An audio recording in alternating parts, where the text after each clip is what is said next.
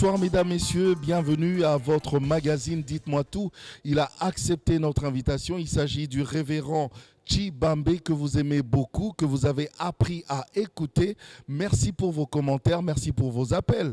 Et je tiens à saluer particulièrement aujourd'hui tous les téléspectateurs et internautes qui nous suivent à partir de Abidjan. Voilà, vous êtes nombreux de nous suivre là-bas en Côte d'Ivoire. Merci, vous avez aimé le révérend Tshibambe, merci de tout cœur. Révérend, notre papa, bienvenue. C'est une joie de revenir au pays, il fait chaud. De l'autre côté là-bas, on est à 1 degré, c'est pas évident. C'est pas évident. Non, mais vraiment c'est un plaisir. C'est un plaisir de parler au peuple de Dieu. Et d'ailleurs, j'ai saisi l'occasion pour vous saluer, vous remercier pour vos remarques, pour tout ce que vous faites, parce que vous savez, on n'est pas parfait. Il y a parfois des couacs. Nous vous disons merci et surtout, merci de nous suivre encore aujourd'hui et merci surtout pour cette émission qui nous bénit, qui est pour nous une perche pour arriver à votre maison. Nous attendons l'accomplissement pour croire et pour voir.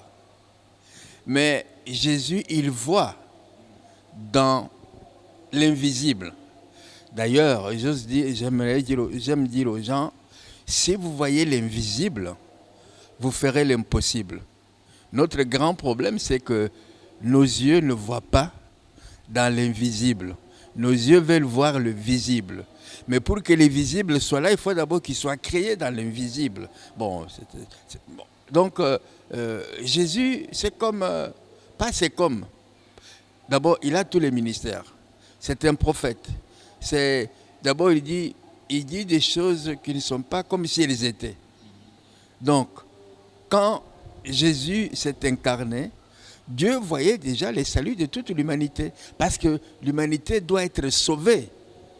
Et la RDC fait partie de l'humanité. La RDC doit être sauvée. On doit saisir la vision.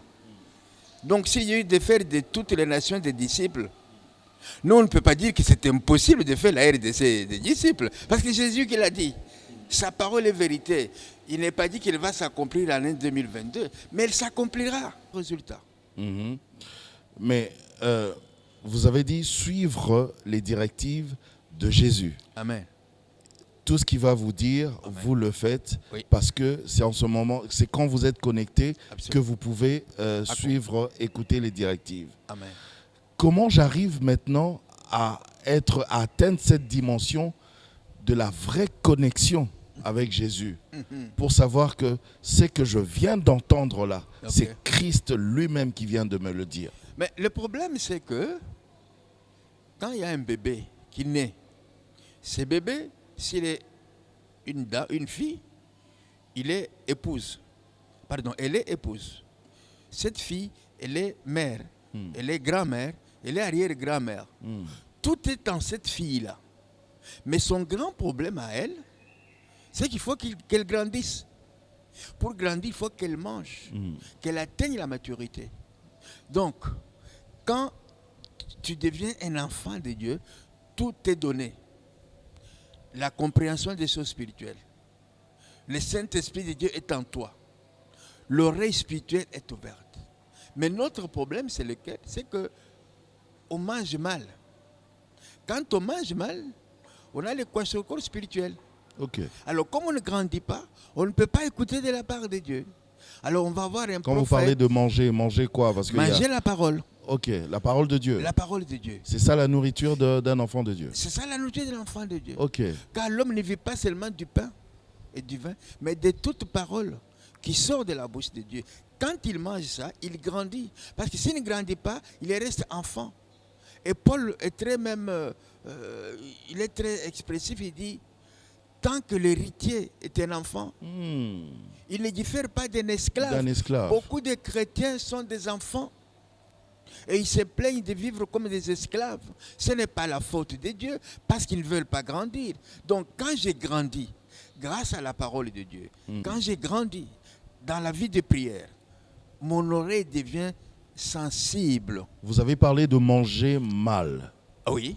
Est-ce qu'il arrive de fois que nous mangions mal la Très parole mal, de Dieu? très mal. Ah oui? Euh, Ça, c'est la faute à qui? Au C'est la faute serviteur de Dieu c'est la ou faute au à pasteur. celui qui reçoit? C'est la faute au pasteur. Parce que, comment on appelle les membres de l'église? Ce sont des brebis. Vous avez jamais vu un berger qui amène les brebis à un mauvais pâturage? Non. Non. C'est la faute à nous les pasteurs. Nous donnons une mauvaise nourriture.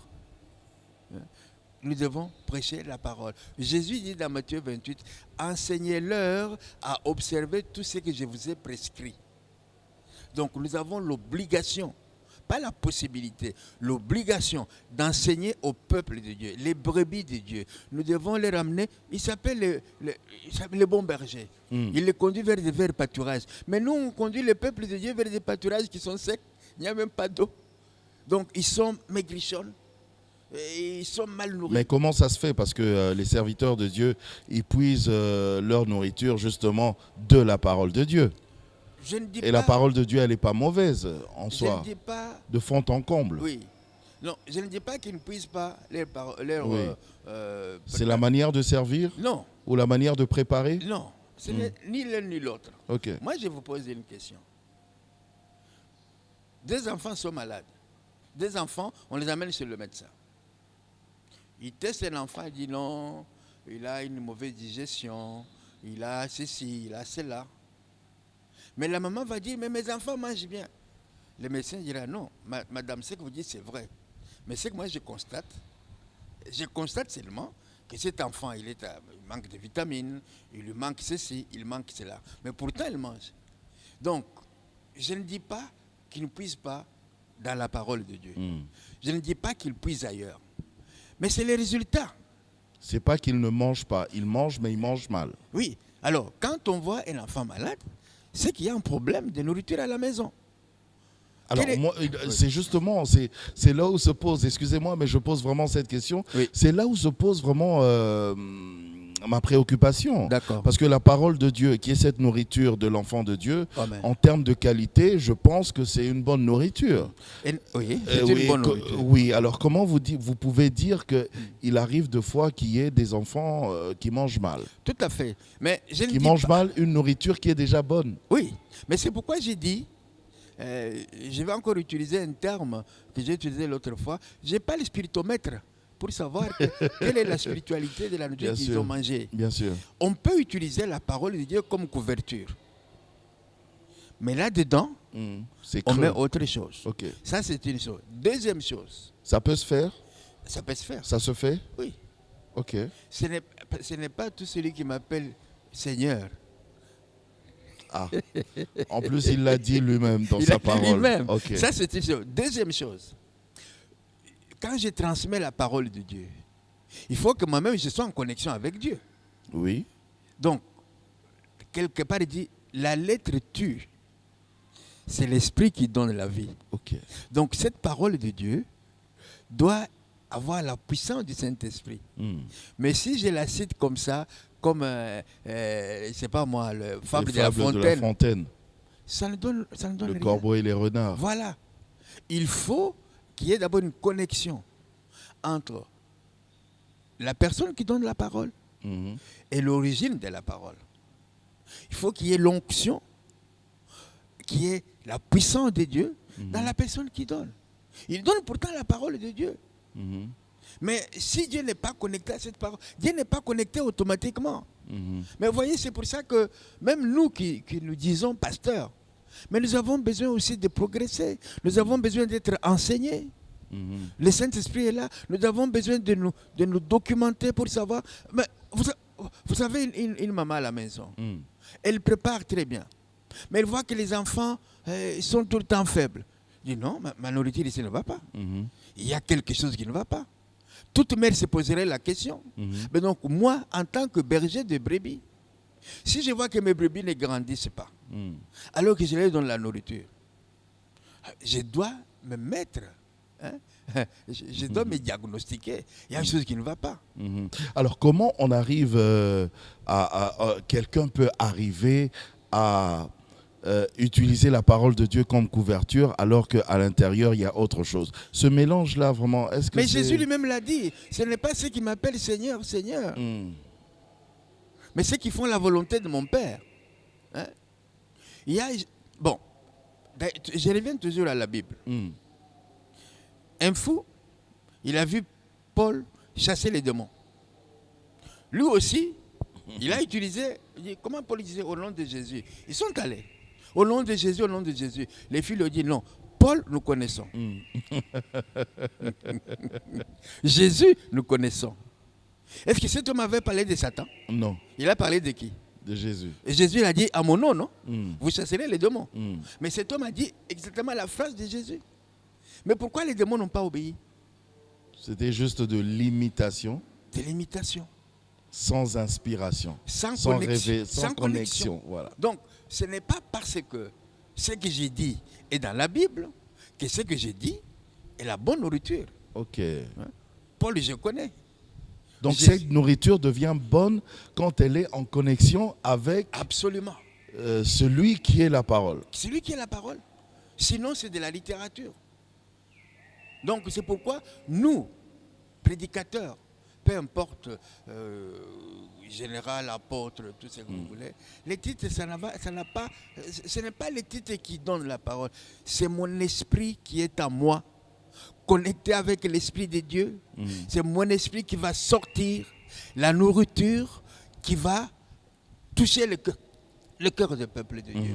Mais si je n'ai pas cette connexion, c'est compliqué. Oui, vous savez, les gens parlent l'onction de guérison, mais il y a aussi l'onction de la prédication. Ah. Il y a l'onction pastorale. Ok.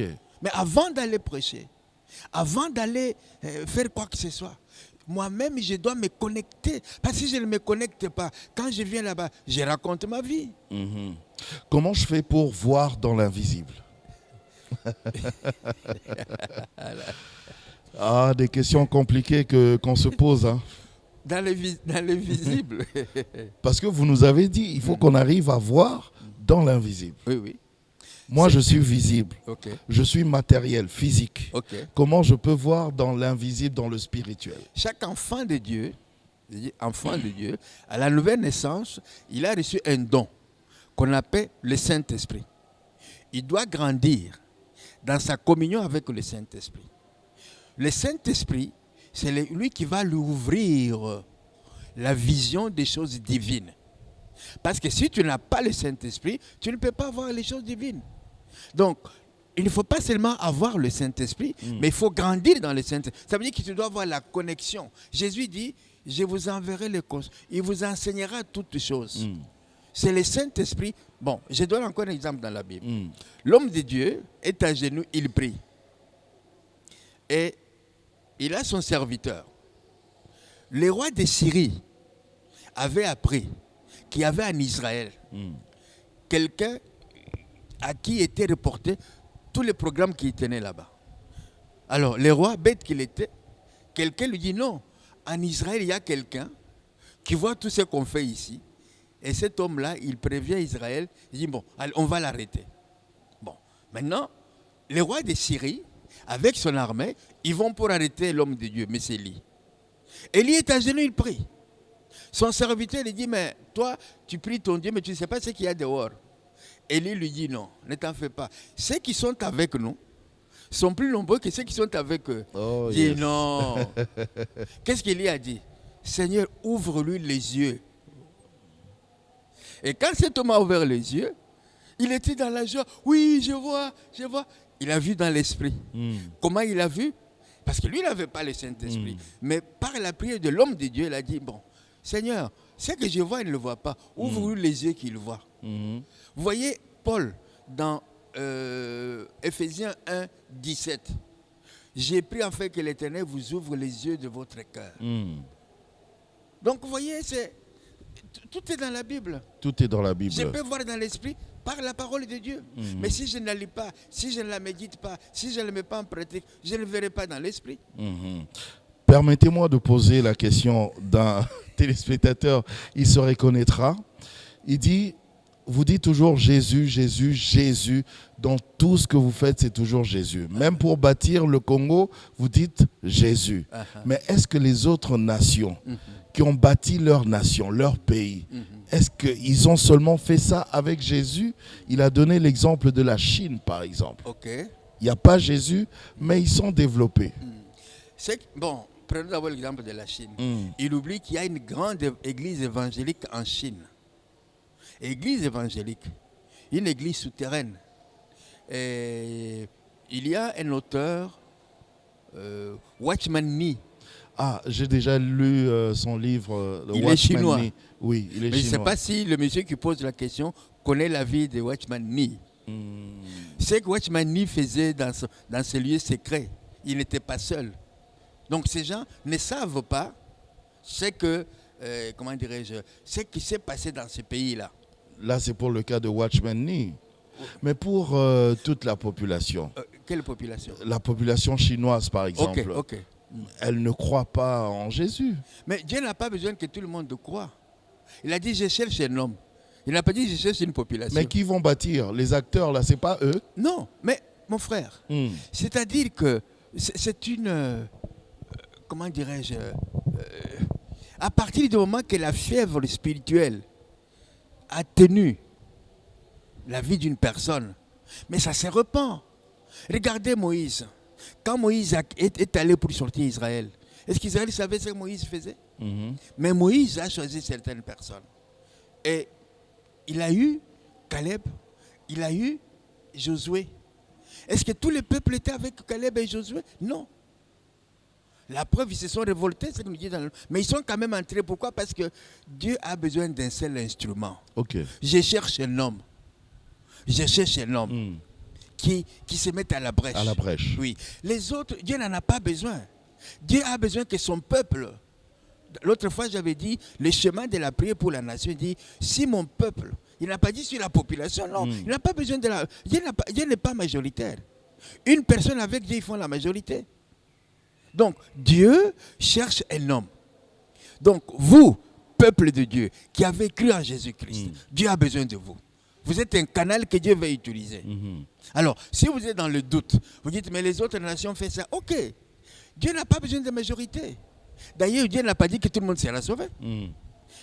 Il a envoyé son Fils avec quiconque croit. Quiconque, il n'a pas dit que tout le monde va croire. Quiconque croit.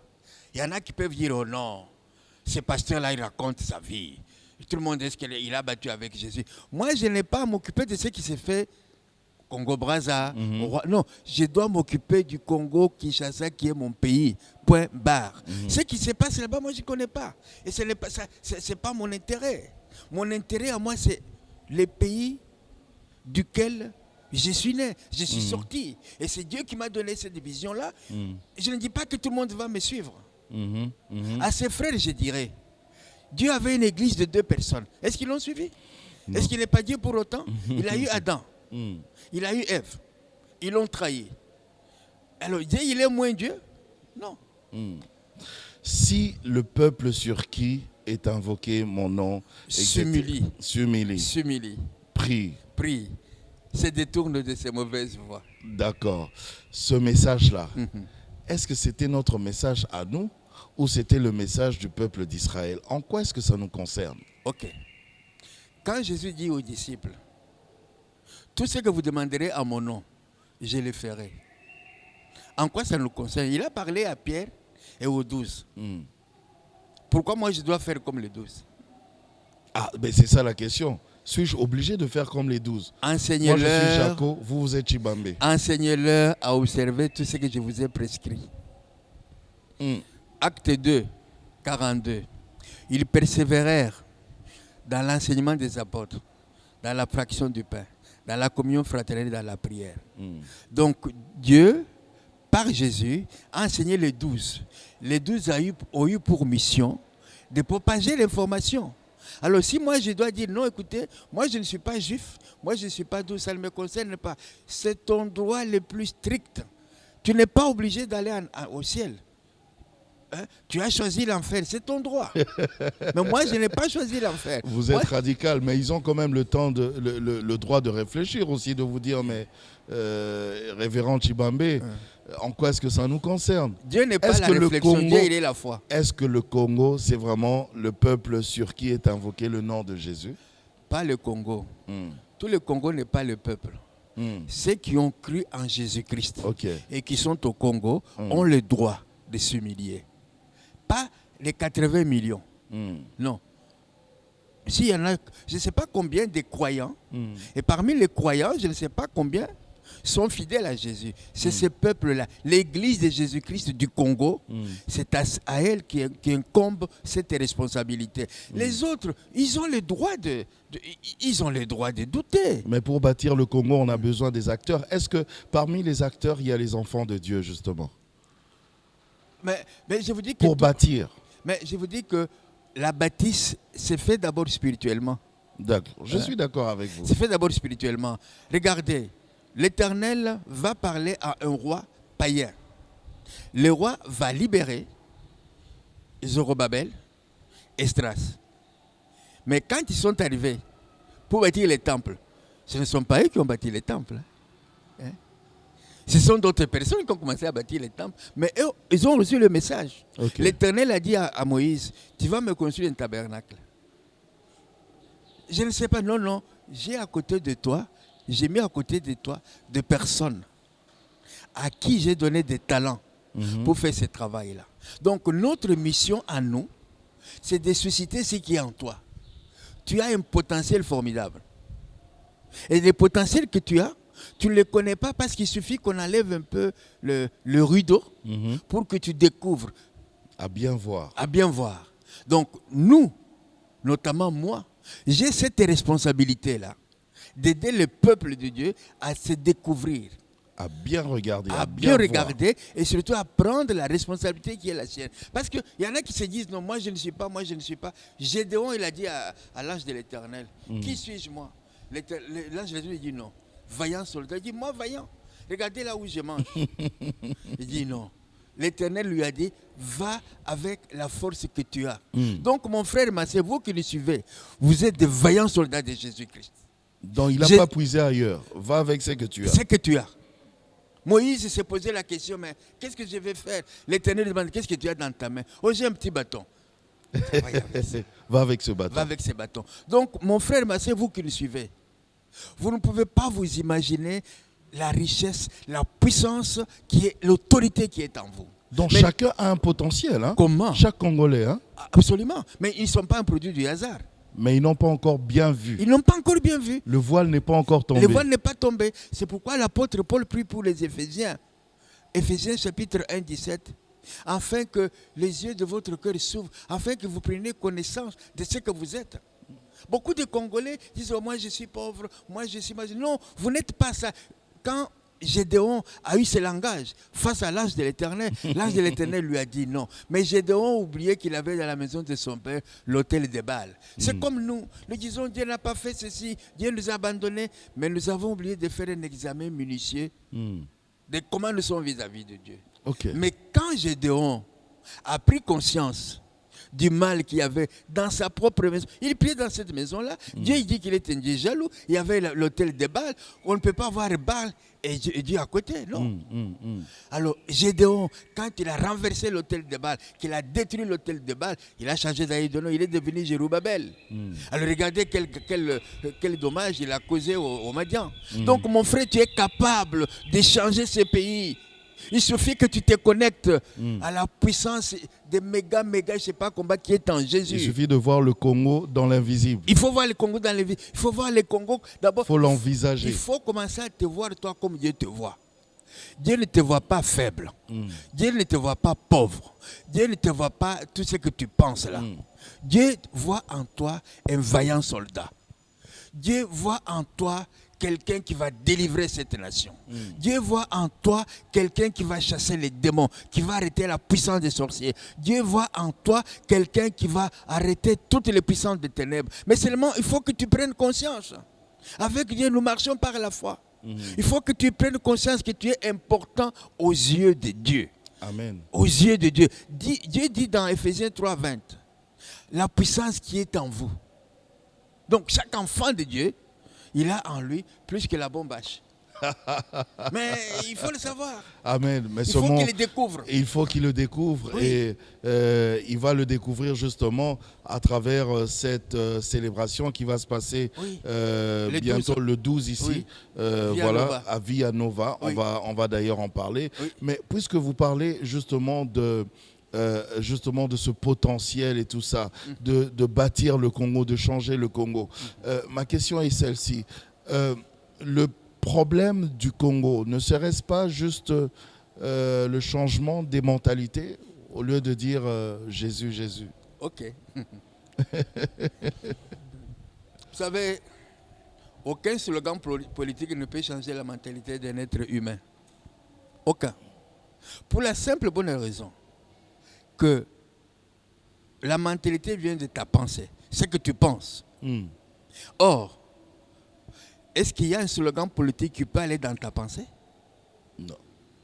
La parole de Dieu, la Bible dit, elle est puissante. Elle sépare esprit, âme. Or, qu'est-ce qu'il y a dans l'âme? L'âme, c'est là où il y a la pensée. C'est là où il y a la volonté. C'est là où il y a les émotions.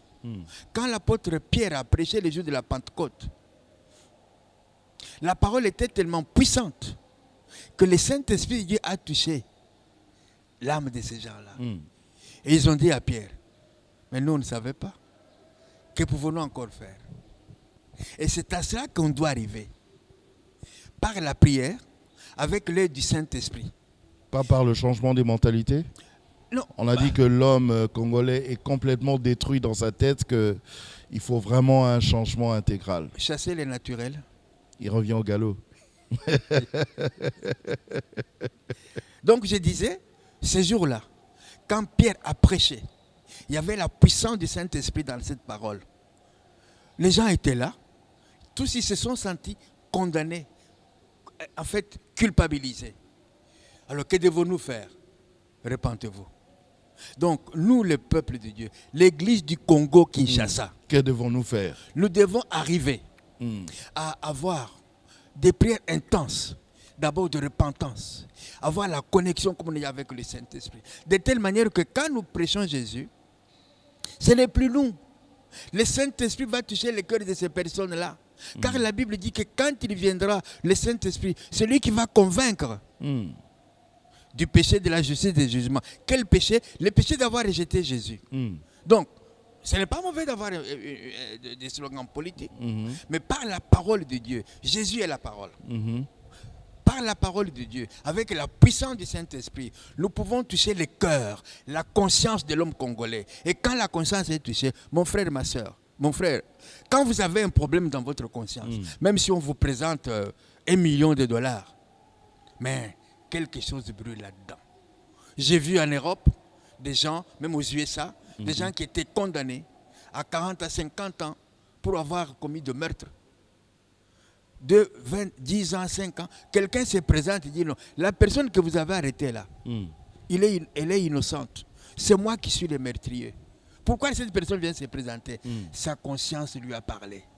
Nous devons prier pour que le Saint-Esprit de Dieu touche la conscience des Congolais. Parce que si le Saint-Esprit touche la conscience des Congolais, comment tu peux accepter la corruption?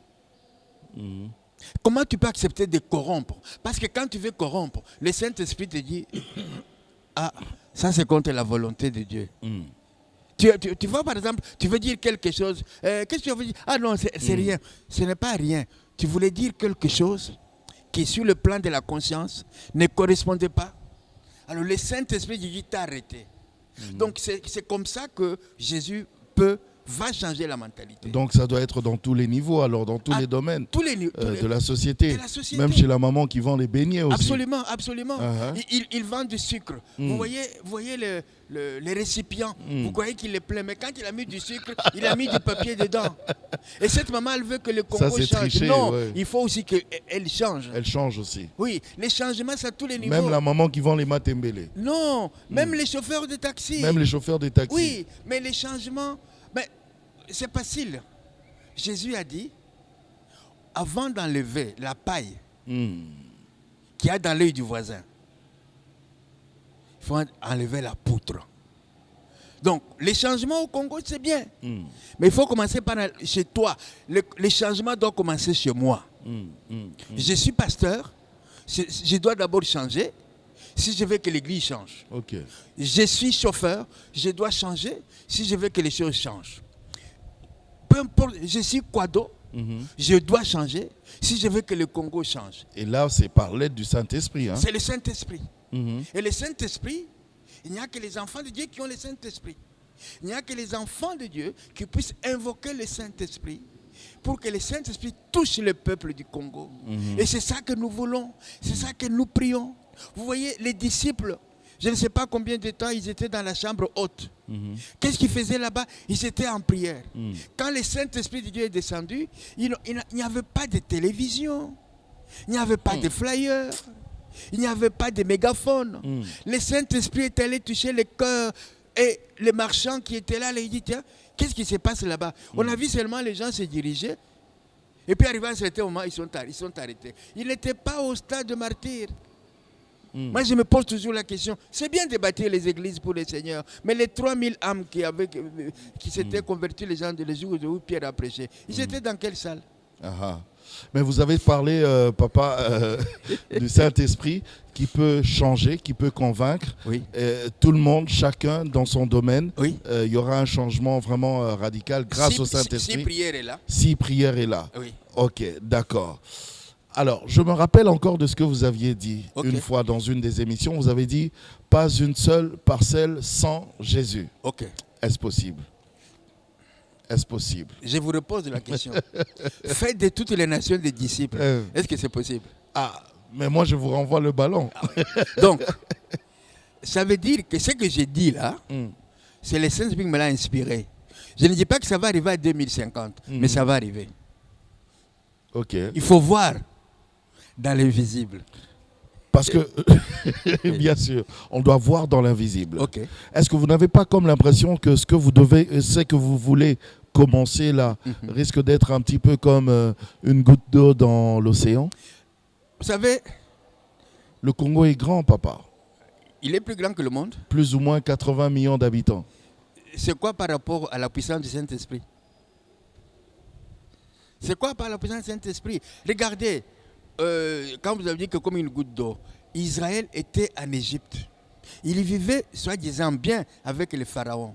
Mais les jours où ils ont quitté l'Égypte, Pharaon s'est fâché. C'est-à-dire que quand l'ennemi entend ce message, il ne va pas laisser le peuple de Dieu tranquille. C'est normal. Il va me faire la guerre. Il va faire la guerre aux églises. Il va faire la guerre à toute personne qui aimerait bâtir le Congo avec Jésus-Christ. Pourquoi? Parce qu'on est allé mettre le doigt là où il fallait pas. Là où il fallait pas. Donc ces choses-là, il faut les voir spirituellement. On ne jette des pierres qu'à un arbre qui porte des fruits. Et que si les fruits sont mûrs. Pourquoi? Parce que l'ennemi voit sa chute. Dieu n'a pas créé l'enfer pour les Congolais. L'enfer, c'est un lieu placé pour Satan et les démons. Mais Satan ne veut pas y aller seul. Mais par ces messages, quand le Saint-Esprit de Dieu va toucher le cœur des Congolais, et les Congolais vont se convertir, et les Congolais vont donner leur vie à Jésus. Mais Satan se dit, mais comment? Moi, je vais y aller seul, que c'est pas normal. Oui, c'est normal, c'est ta place. Okay. Donc, les restes, mon frère, c'est pas moi qui fais le travail. Moi, je ne suis qu'un haut-parleur. Okay. J'ai dit ce qu'on me dit de dire. La voix qui crie dans le désert. J'écris dans le désert. Alors, dans le désert, je sème, comme dirait la Russe, je sème à tout vent. Si ça tombe dans la bonne terre, gloire à Dieu. Si ça tombe dans les sols épineux, ce n'est pas mon problème. Mais mon travail, moi, consiste à s'aimer. Dieu fait le reste. Vous semez le matin, vous semez le soir. Ah oui, Paul dit, j'ai sémé. Apollo a arrosé. Ok. C'est Dieu qui fait le reste. Voilà. Je n'ai pas à m'occuper du reste. Ce n'est pas mon travail. Je ne veux pas aider Dieu. Il doit faire sa part.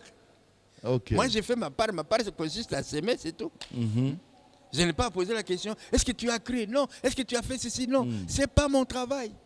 Je ne vais pas faire le travail de Dieu. Okay. J'ai fait ma part. Ok. Le 12 décembre à Via Nova. À 12h. À 12h. Les 12 à 12h. Qu'est-ce que... On risque de vous taxer de de mystique, hein? Mais Le ça ne 12, fait 12 rien. à 12 heures. Mais Jésus était taxé aussi de mystique. Enfin, Je ne serai pas- mystique dans le sens de... Ça ne dans fait rien, l'autre je ne sens. serai pas le premier, ça ne va pas me décourager.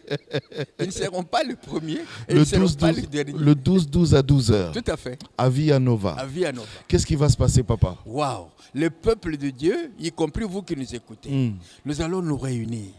On va commencer par nous repentir, demander pardon à Dieu, car, bien-aimés, ces bijoux que Dieu nous a donnés, aucun pays sur terre n'a autant de richesses que le Congo. Pourquoi? Il faut se poser la question. Aucun pays sur terre n'a autant de voisins que... Nous avons 9 voisins, pays limitrophes. Dieu fait toutes choses pour un but. Mais nous croyons que, regardez le peuple d'Israël. L'Éternel a dit à Moïse, avant de quitter l'Égypte, qu'il demande aux Égyptiens qu'il leur donne des cadeaux. Ils sont sortis de l'Égypte avec de l'or, de l'argent, mais ils avaient oublié que c'était pour le service de Dieu. Parce que quand ils sont arrivés dans le désert, ils ont dit à Aaron, nous allons fabriquer un veau d'or. Ils ont pris l'or qu'ils ont eu en Égypte pour fabriquer le veau d'or. Alors que, quand Moïse est revenu, de là où il était avec l'Éternel, il a dit, tu vas me bâtir le tabernacle. Il lui a dit, ceci, ça doit être en ceci, ceci, ça doit être en ceci. Donc, Dieu, qui a béni ces pays de toutes ses richesses, c'est pour sa gloire. Il a un modèle prévu pour le Congo. Absolument. Okay. Mais si nous ne cherchons pas le modèle, nous croyons que l'argent est là pour corrompre. On risque de bâtir n'importe comment. De bâtir n'importe comment. Non. Donc, je disais que Dieu, qui a béni ces pays, le peuple a craché dessus. On doit demander pardon. On doit demander pardon. Parce qu'il dit, tu n'auras pas d'autre Dieu devant ma face. Maintenant, nous avons, je ne sais pas combien de dieux on a. Hein? Nous avons trahi la confiance que Dieu nous a donnée. Et nous avons tué, nous avons violé, nous avons coupé il y a l'âme. Quand Abel a été tué par Caïn, l'Éternel a dit, son sang crie vengeance. Le sang de tous ces Congolais qui ont été tués ici crie vengeance auprès de l'Éternel Dieu. Et non seulement ça, nous avons érigé la prostitution en institution, nous avons érigé la corruption en institution. Il a dit, les veuves, on n'en tient même plus compte. Même l'homosexualité. L'homosexualité. Nous avions un ministère qu'on appelait ministère de la condition féminine. Maintenant, on l'appelle ministère des genres. Mais ça, c'est copier l'Europe. Oui, j'ai le courage de le dire. Parce qu'en France, on a le ministère des genres. Quand l'enfant grandit, on lui dit non, tu vas choisir ton genre. Ton genre. Mais je suis un garçon. Non, quand tu choisiras. Alors moi, je vais être une fille. Ok, on va te faire une fille. Non, ce n'est pas le ministère des genres. Dieu te crée homme, toi tu veux choisir. Tu veux choisir ton sexe. Non, c'est diabolique. C'est diabolique. Donc on va prier, on va se repentir. On va adorer aussi. On va adorer aussi. Il y aura la louange également. Il y aura la louange. Un peu de prédication. Alors, la prédication, là, nous allons dire merci à Dieu. Ok. Nous allons rendre grâce à Dieu. Regardez, en Europe, maintenant, on parle de 4e ou 5e vague. Une petite parenthèse. J'ai dit ça aux Européens. Telle vague vient d'Amérique latine. Maintenant, la 4e, je ne sais pas moi, vient 5e vague. Non, ça vient d'Afrique du Sud. Ça vient d'Afrique du Sud. Vague Delta, je ne sais pas, ça vient. Il n'y a rien qui vient de l'Europe. Les Européens nous prennent pour des... Même chez nous, ici, ça vient de Botswana. Non, mais ça veut... mais c'est toujours l'Afrique du Sud, oui. Toujours, c'est l'Afrique qui amène là-bas. Mais eux, ils n'ont rien. Et ils n'emmènent rien. Ils n'amènent rien. Or, à la base, c'était eux. À la base, c'est eux. Quel est le laboratoire africain qui fabrique les virus? Non, ça c'est le Delta, ça vient de Botswana. Et l'autre là, c'est pas ça. Comment il s'appelle? Ça vient de l'Afrique du Sud. Donc de l'Europe, il ne vient rien. Juste pour vous faire voir que s'il y a une énième vague, c'est parce que vous ne respectez pas les gestes barrières. Mais alors, eux qui respectent les gestes barrières, pourquoi, soi-disant, leurs services d'urgence sont saturés? Parce qu'ils respectent les gestes barrières. Et vous savez maintenant, vous êtes vacciné. deuxième dose, troisième dose. Mais si vous voulez vous déplacer, vous devez faire le test PCR. À quoi servir le vaccin? Encore une autre question. Donc, nous devons rendre gloire à ces dieux-là. Il nous donne un antivirus puissant, le sang de Jésus. Le sang de Jésus. Nous allons dire, Seigneur, nous te disons merci pour le sang qui a été versé à Golgotha. Nous allons dire à Satan, au cas où tu aurais oublié, en lingala on dit Nangomba Golgotha, Kolo Yesu alongi Satana. Le virus a été vaincu à Golgotha. Amen. Nous allons dire merci à Jésus pour ça. D'accord. Merci beaucoup, révérend Tshibambe. Il y a toujours des choses à apprendre avec vous. Hein. Non. Mais sinon, le 12 à 12 heures, Voilà. on sera là. C'est pas mystique. C'est pas mystique. C'est C'est normal. C'est normal. Voilà. C'est normal. Portez-vous bien. Si vous êtes à Kinshasa, on se retrouve à la salle Via Nova. Et si vous êtes à l'étranger, vous pourrez suivre ça de manière en différé, il n'y a pas de problème. Mais en tout cas, que Dieu vous bénisse. Et si vous êtes congolais quelque part, dans un coin du pays, n'importe où, sachez que par ce message, Dieu vient pour faire ressortir le potentiel qui est en vous. Amen. C'est possible de Amen. bâtir ce grand Congo, mais seulement avec Jésus. Amen. Au revoir. Au revoir.